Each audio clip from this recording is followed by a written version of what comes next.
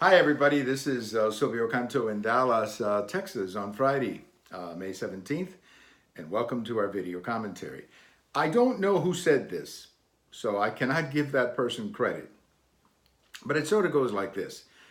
We have more polls in the United States than we have donut shops. And of course, sometimes you feel that way because it seems like every 5 minutes there's a brand new poll. It seems like news organizations these days, all they do is take polls. They don't do any reporting. They don't send anybody out on the street to do reporting. They just take polls. And so you get this avalanche of polling data about this or this or this or that. And the problem with polls at this stage of anyone's presidency is that they're not very reliable. And I just cite some examples. At this point, President Obama was not a cinch for reelection. Neither was President Clinton at this time. In fact, President Clinton was looking very weak at this point in 1995. But you go back to President Reagan. President Reagan in May of 1983 was trailing many Democrats by anywhere from 5 to 10 points.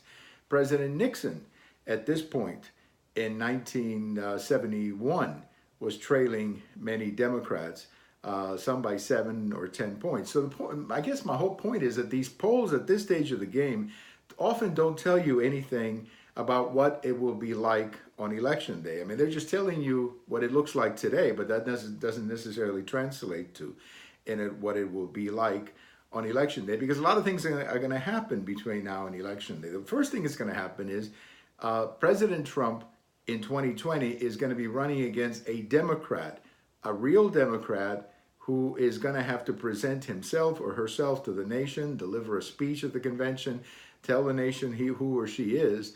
And that's going to change the entire characteristic, because then President Trump is going to run against that Democrat, not just against 20 people who are running for president. The other thing too, there's other factors that, of course, that could help or hurt President Trump. The economy is number one. If the economy in 2020 is what it is now, I think President Trump will be easily reelected. So there's a lot of issues, a lot of balls up in the air.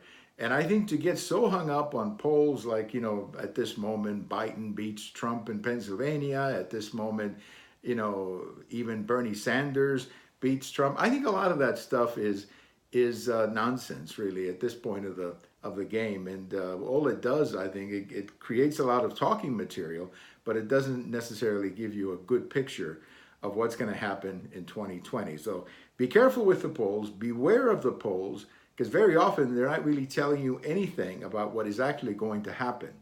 And I just, again, repeat the names of Nixon, Reagan, Clinton, and Obama, and even the first Bush. At this stage of the first Bush's presidency, he was unbeatable. Nobody could touch him. And yet, 18 months later, he lost in his reelection bid in 1992. So beware of the polls this early. They don't really tell you much of anything. And let's see what happens over the next 18 months, particularly with the American economy. I still believe that's going to be the chief factor in whether or not President Trump is reelected. Thank you for watching. We have all of these on my Twitter, my blog, and my YouTube. Okay, YouTube, Twitter, and blog. And if today is your birthday, happy birthday. Bye-bye, everybody.